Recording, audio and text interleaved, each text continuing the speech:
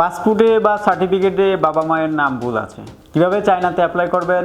আসসালামু আলাইকুম, আমি নয়ন আহমেদ, ইঞ্জিনিয়ার, হজরত শাহজালাল আন্তর্জাতিক বিমানবন্দর, টার্মিনাল 3 এক্সপেনশন।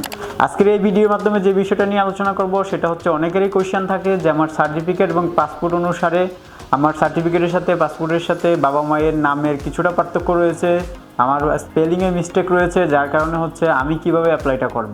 তাদেরকে আমি বলবো যে নর্মালি যখন আপনি ইউনিভার্সিটিতে অ্যাপ্লাই করবেন বা করতে যাচ্ছেন তখন খুব বেশি একটা ঝামেলা আপনাকে পোহাতে হবে না।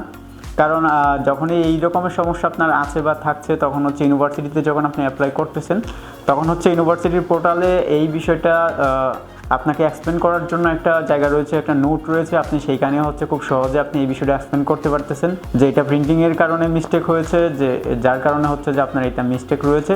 তো এই বিষয়টা ওখানে তেমন একটা কার্যকারী না বা খুব বেশি একটা সমস্যার সম্মুখীন আপনাকে পড়তে হবে না, আপনি খুব ইজিলি অ্যাপ্লিকেশনটা করতে পারবেন এবং ইউনিভার্সিটি আপনাকে সেটা অ্যাকসেপ্ট করবে। কিন্তু সমস্যা হয় যেটা অনেক সময় আমরা যখন এম্বাসিতে অ্যাপ্লাই করি সেই ক্ষেত্রে হয়তো বা কিছুটা সমস্যা হতে পারে, তবে সেই সমস্যার সমাধান রয়েছে।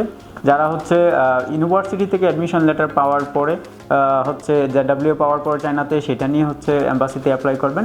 অ্যাপ্লাই করার সময় একটু মনোযোগ সহকারে যেটা ফলো করবেন সেটা হচ্ছে যে খুব সতর্কতার সহিত আপনাকে এই বিষয়টা হচ্ছে ফলো করতে হবে।